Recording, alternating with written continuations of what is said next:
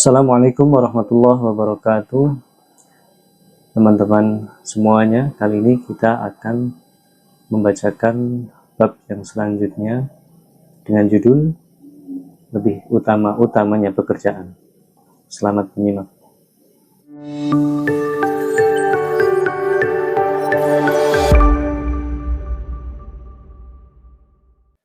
Rasulullah Shallallahu Alaihi Wasallam bersabda berupa hadis qudsi, yaqulullahu azza wa jalla, man shaghalahul qur'anu ala dzikri wa mas'alati a'taituhu afdhala ma u'tiya sa'ilin. Khazinatul Asrar. Artinya, Allah azza wa jalla bersabda, barang siapa yang dilalaikan Al-Quran atau dihabiskan waktunya untuk mengaji atau membaca atau mendarus atau mengajar sampai kita tidak sempat untuk zikir dan berdoa kepadaku, maka dia akan kuberi sesuatu yang lebih utama daripada yang kuberikan kepada para peminta. Dari hadis ini jelas bahwa bersungguh-sungguh dalam Al-Quran, sehingga tak sempat berdoa, jangan khawatir tidak diberi apa-apa kebutuhannya. Bahkan malah akan diberi yang lebih baik dan lebih sempurna. Karena orang itu kalau berbuat karena Allah, tentu Allah akan mencukupinya. Maka hendaknya jangan khawatir, tawakallah yang penuh kepada Allah Subhanahu wa Ta'ala.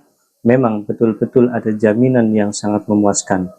Allah selalu menguji kepada kita, tinggal seberapa kesungguhan kita. Maka hendaknya kita selalu usaha yang lulus dengan penuh ketabahan, jangan sampai yang lolos dengan perhitungan yang bukan-bukan. Begitulah menurut hadis.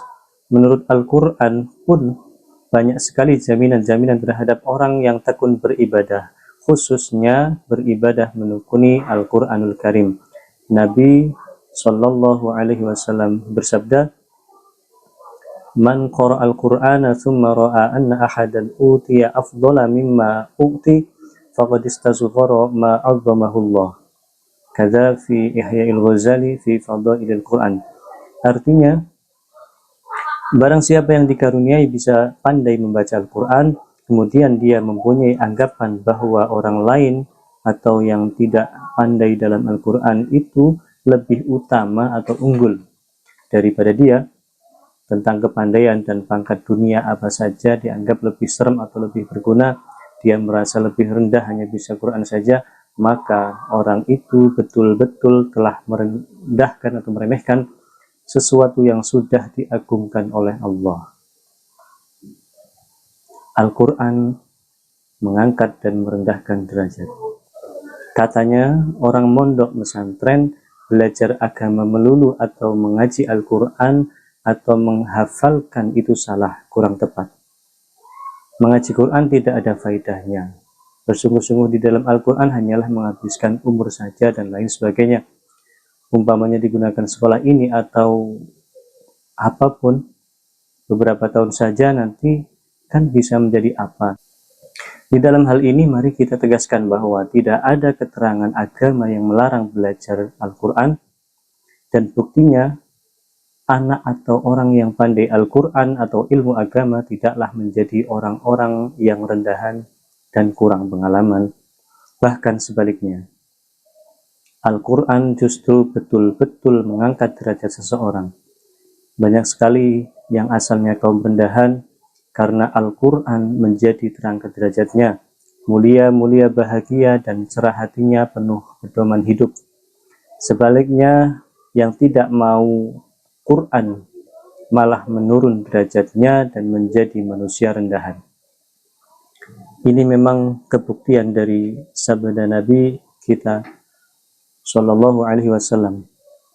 Innallaha yarfa'u bihadal kitabi aqwaman wa yadu'u bihi akharin. Rawahu Muslimun Umar. Artinya, sungguh Allah angkat derajat satu kaum dengan lantaran kitab Quran ini, dan Allah rendahkan dengannya derajat kaum yang lain. Mengaji Al-Quran adalah sebagai standar pendidikan dasar menjadi santri.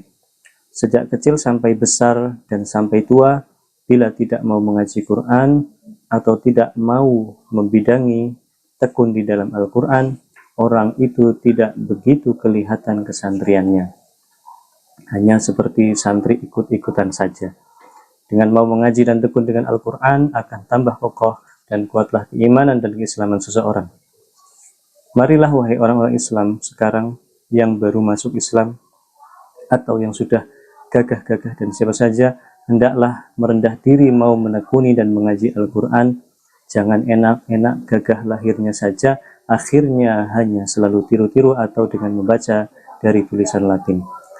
Sekarang banyak sekali anda-anda yang semacam ini.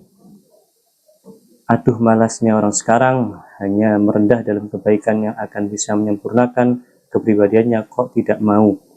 Kapan maunya padahal Anda sudah lanjut. Sadarlah bahwa hati Anda gelap dan tertutup dengan lahirnya. Anda merasa sudah menjadi orang Islam dan tertipu dengan kegagahan lahirnya saja, tapi masih hampa, kosong dan miskin di sisi Allah Subhanahu wa Ta'ala. Hati Anda tidak mau dimasuki nur ilahi dan petunjuknya. Kalau Anda mau mengaji berarti bisa kemasukan. Jika kemudian mati belum berhasil, Anda insya Allah untung sekali. Kalau tidak mau meningkatkan ngajinya, bacaan-bacaan Anda belum jadi atau tidak sah, malah berdosa. Perihal agama hendaknya tidak disisipkan terus. Kembalilah kepada Allah dengan betul-betul merasa salah, sungguh-sungguh bertaubat dan membalikkan pandangan, Anda akan diberi anugerah cerah hatinya. Kemunduran orang Islam disebabkan oleh karena kurangnya kesadaran atas kerendahan beragamanya. Mayoritas hanya dibuat variasi dalam kehidupannya. Mari mengajilah dengan tekun, serta membalik pandangan hidup untuk menuruti segala sesuatu yang diperintahkan dan menjauhi segala sesuatu yang dilarang oleh ajaran Al-Quran. Mumpung kita masih punya sisa waktu untuk memperbaiki dan meningkatkannya dalam rangka menyongsong abad ke-15 Hijriah. Ini yang merupakan abad kebangkitan umat Islam seantero jagat ini. Itu pun tergantung kita sebagai pelaku dan khalifahnya. Berlombalah untuk menjemput abad baru, yaitu abad yang semakin mepet kiamat. Karena tidak menutup kemungkinan Allah akan mencabut nyawa kita sewaktu-waktu.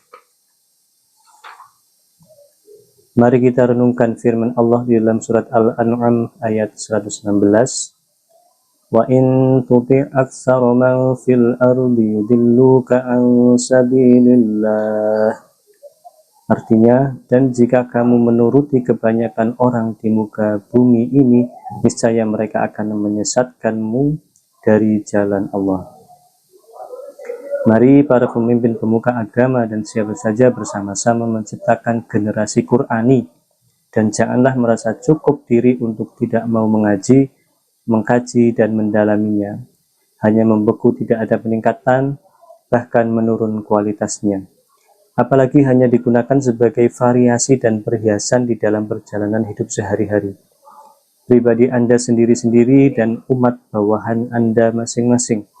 Marilah bangkit agar Anda meraih kesuksesan hidup dan berjasa yang agung lantaran hidup Anda dalam awal abad yang penuh gersang moral lantaran kita tidak mau dengan Al-Quran, pemberkah dan penawar ini. Sadarlah bahwa Anda sendiri yang dibebani Allah mengangkat tugas ini. Kalau umat tidak Anda dorong mau mengaji dan tekun dengan Al-Quran pemberkah, akhirnya bermacam-macam acara kreasi dan tingkah polanya hanya menghabiskan dan merugikan umur hidup dan merugikan umat seluruhnya. Dengan mau mengaji Al-Quran, seseorang itu akan bisa lebih tekun beragamanya dan akan tambah mantap beribadahnya. Itulah pemberkah namanya. Dengan bodoh akan menjadi pengrusak. Pengrusak yang bernafaskan Islam bermacam-macam variasinya. Aduh, repotnya dan beratnya diperbaiki kalau umat sudah begini.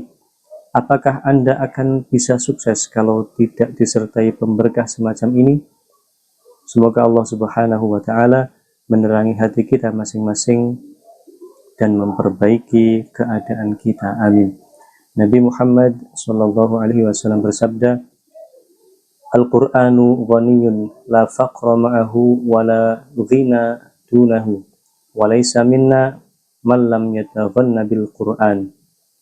Rawahu Abu Ya'la wa Tabrani. Artinya, Al-Quran adalah kaya yang tiada melarat baginya, dan kaya yang tiada bandingannya, dan bukanlah golonganku orang yang tidak merasa cukup atau merasa kaya dan puas dengan Al-Quran, dalam arti malah mencari lainnya. Arti ini lebih karuan daripada yang sering diartikan dengan melakukan bacaan Al-Quran. Maka sekali-kali kita jangan merasa bimbang dan enggan akan keagungan Islam. Al-Quran sangat kaya, lagi multi, kompleks, dan full. Tidak membedakan aliran keturunan dan pangkat jabatan. Sampai di bidang hafal Quran, siapapun bisa menghafalkannya. Banyaklah orang rendahan yang anaknya bisa Quran, bisa hafal Quran, dan menjadi orang utama. Maka para orang tua hendaknya merasa senang dan mendorong. Jangan sampai tidak senang jika anaknya menghafal Quran atau belajar agama melulu. Dan janganlah kikir dalam membiayai. Khawatir belakangan nanti anaknya tidak bisa bekerja dan menjadi orang melarat. Jika si anak terpaksa berangkat ke pondok pesantren, kadang tidak sanggup membiayai, malah kadang sampai tidak mau akui anaknya. Padahal nanti hasilnya bisa berguna untuk si anak itu dan orang tuanya pun juga, dan orang banyak di dunia dan di akhirat. Tapi bila anaknya bersekolah mencari kepanitiaan umum, sanggup membiayai walaupun sampai jutaan atau berapa saja, yang hasilnya nanti hanya berguna di dunia belaka. Bahkan terkadang akhirnya si anak bisa menjadi musuh atau tidak cocok dengan orang tuanya. Bisa juga kadang masyarakatnya pun tidak cocok. Sebagai umat Islam, hendaknya jangan sampai kehilangan mata hati dengan Sang Pemberi segala-galanya. Harus selalu tertanam keyakinan bahwa kaya itu tidak bisa dicari. Terbukti banyaknya pencari duniawi yang tetap melarat dan banyaknya orang kaya yang tanpa sibuk bekerja. Dan harus selalu ridho dan menerima serta puas dengan apa adanya pemberian Tuhan. Bahkan berhusnudzon atau beranggapan baiknya memang yang demikian dan seterusnya. Inilah kunci utama kebahagiaan dan kaya di dunia. Tidak cukup dengan mentereng dan gagahnya pangkat atau pekerjaan lahir. Ilmu semacam inilah yang wajib dituntut dan diperkaya di dalam benak mental setiap muslim. Muslim artinya orang yang menyerah kepada Tuhannya. Kita harus paham dan melatih diri selalu bisa demikian. Jangan sampai terperosok dalam kegagahan duniawi saja sehingga membutakan pandangan hati kita kepada Sang Pemberi dan penolak segala-galanya. Akhirnya kita paham, lupa dan buta anggapan bahwa Al-Quran itu betul-betul kaya dan full segala-galanya, dan kita menjadi bodoh, tidak mau mengaji dan menekuni Al-Quran. Hanya orang yang hatinya cerahlah yang akan beruntung. Bangkitlah, Anda adalah umat Muhammad, umat yang prima dan istimewa, yang dibekali dengan hidangan yang istimewa pula, yaitu Al-Quran. Jangan sia-siakan. Hendaknya kita cinta atau senang kepada Al-Quran dengan cinta yang sungguh-sungguh.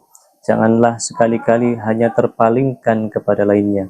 Sabda Nabi Muhammad SAW, Al-Qur'anu ahabbu ilallahi minas samawati wal ardi wa man fihin, rawahu ad-Darimi an Ibnu Umar.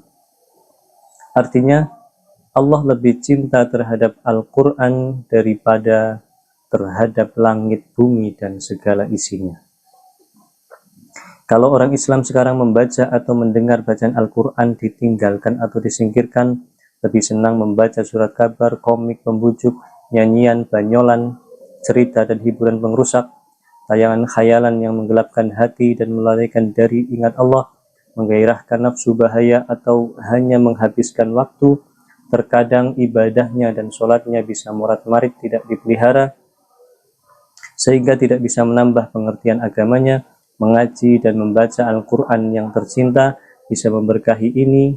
Mengertilah bahwa Allah Subhanahu wa Ta'ala telah berfirman dalam surat Al-Furqan ayat 30 sampai 31. Wa qala ar-rasulu ya rabbi inna qaumi ittakhadhu hadzal qur'ana mahjura وَكَذَلِكَ جَعَلْنَا لِكُلِّ نَبِيٍّ عَدُوًّا مِنَ الْمُجْرِمِينَ وَكَفَى بِرَبِّكَ هَادِيًا وَنَصِيرًا. Artinya, dan berkata Rasulullah, ya Tuhanku, sesungguhnya kaumku menjadikan Al-Quran ini sesuatu yang tidak diacuhkan atau tidak mau menanggapinya. Jawab Allah, dan seperti itulah kami jadikan bagi tiap-tiap nabi musuh dari orang-orang yang berbuat dosa, dan cukuplah Tuhanmu menjadi pemberi petunjuk dan penolong. Dua ayat ini menunjukkan bahwa orang yang mengesampingkan Al-Quran berarti menjadi musuh Nabi dan menjadi orang yang berani menerjang dosa. Al-Quran adalah hiburan segar, nyaman, dan hidangan lezat yang penuh gizi, menyegar-bugarkan dan mengharmoniskan keislaman umat. Kalau umat sekarang kebanyakan tidak mau dengan Al-Quran, berpaling menjauh dan tidak mau menjalankan ajarannya, mengertilah hendaknya bahwa orang-orang yang semacam kalian semua itu sudah sejak dulu telah dikeluhkan beliau Nabi Shallallahu Alaihi Wasallam. Kalau umat sekarang gersangnya sudah sebegitu, bagaimana akan bisa membaik? Adalah hendaknya kembali menuruti ajaran Al-Quran. Di antaranya yang buta dan keliru anggapan dan keyakinan, gelap dengan kejayaan dan kebahagiaan akhirat, yang selalu sibuk memburu duniawi apa saja, yang sedikit ibadahnya menghadap Allah, yang sering terlalaikan dengan hiburan, tayangan, dan pengangguran yang gersang, gelap dan menghabiskan umur hidup tanpa berkah, atau dan yang punya kegiatan apa saja yang merasa bangga dengannya, dan siapa saja hendaknya selalu istiqomah bertaubat menghadap Allah, istighfar yang banyak dan merasa banyak salah dan dosa, merasa hina diri sehina-hinanya, selalu meneliti atau mencari-cari dan merasai kejelekan-kejelekan dan kedosaannya sendiri. Jangan sekali-kali merasa aman dan bangga diri walaupun sudah tenang dan enak. Begitu terus dan selalu menekan, menangis di hadapan Allah Subhanahu wa Ta'ala. Minta diperbaiki sampai Allah memberi nurnya. Anda bisa selalu cerah berjalan dengan nur ilahi, menatap Allah sampai diberi peningkatan, bisa memberhentikan dan memperbaiki tadi semua, dan selalu tekun mengaji dan mengamalkan ajaran Al-Quran sehingga bisa terasa nyaman dan segar bugar dengannya. Hanya orang yang beginilah yang akan beruntung. Itulah di antara modal dan fondasi untuk memperbaiki dan meningkatkan diri kita. Mau bagaimana lagi sebagai hamba kalau tidak mau begitu? Jangan khawatir Anda tidak bisa berubah membaik kalau Anda mau selalu begitu terus tidak berhenti. Insya Allah dengan merasa tidak bisa, meminta pertolongan dan penuh harapan kepada Allah yang maha luas belas kasih-Nya dan agung anugerah-Nya, selalu tidak dilupakan. Jika Anda tidak mau begitu, Anda selamanya tidak akan pernah bahagia dan tenang. Sesuatu yang mestinya mudah dicapai, Anda selalu tidur dalam tayangan nafsu yang mestinya mudah dihapus dan dibangun. Bangunlah sebelum Anda dibangunkan dari liang kubur. Mari kita kembali kepada keutamaan Al-Quran yang paling dicintai oleh Allah Subhanahu wa Ta'ala. Sabda Nabi Muhammad SAW, Allahu asyadu adhanan ila qari'il Qur'ani min sahibil qainati ila qainatihi. Wahu Ibnu Hibban wal Hakim. Artinya, demi sesungguhnya Allah itu lebih puas dan lebih ridho kepada pembaca Al-Quran dibanding puasnya orang yang mempunyai budak gadis penyanyi mendengarkan nyanyiannya. Al-Quran sangatlah utama, sangat lezat dirasakan dan sangat memuaskan didengarkan bacaannya dan difahami artinya sampai datang maksudnya, menjadi hiburan nyaman yang tak ada habisnya, hiburan yang sangat mengasyikkan serta hidangan lezat yang sangat nyaman.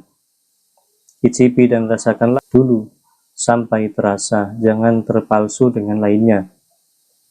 Dengan ini maka seyogyanya lah umat Islam mengisi rumahnya dengan bacaan atau membaca Al-Quran dan mentiadakan dari lainnya yang melalaikan, merugikan dan menyia-nyiakan umur hidup. Kegiatan suaranya mendarus Al-Quran tidaklah terkalahkan dengan lainnya. Menjadi nyaman dan dinginlah hati seorang muslim yang sedang lewat di suatu rumah yang didengar dari dalam bacaan Al-Quranul Karim. Sebagaimana dengungan suara merdunya Sayyidah Hafsah radhiyallahu anha, terpikatlah hati kakaknya Umar bin Khattab radhiyallahu anhu menjadi spontan masuk Islam. Sabda Nabi Muhammad SAW, fadlu kalamillahi ala sairil kalami kafadlillahi ala sairi khalqihi, rawahu Abu Ya'la wal Baihaqi an Abi Hurairah. Artinya, utamanya firman Allah dibanding dengan perkataan lainnya sama dengan utamanya Allah dibanding dengan semua makhluknya. Sabda beliau Nabi SAW, masalul mu'minil ladzi yaqra'ul qur'ana masalul utrujah rihuha tayyibun wa ta'muha tayyibun wa masalul mu'minil ladzi la yaqra'ul qur'ana masalut tamari la rihalaha wa ta'muha khulwun wa masalul munafiqil ladzi yaqra'ul qur'ana kamasalir raihanah rihuha tayyibun wa ta'muha murrun wa masalul munafiqil ladzi la yaqra'ul qur'ana kamasalil khandhalah laisa laha rihun wa ta'muha murrun.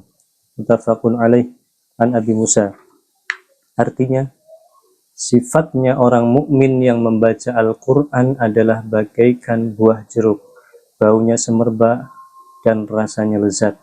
Sedangkan sifatnya orang mukmin yang tidak membaca Al-Quran bagaikan buah kurma, rasanya enak tapi tidak berbau.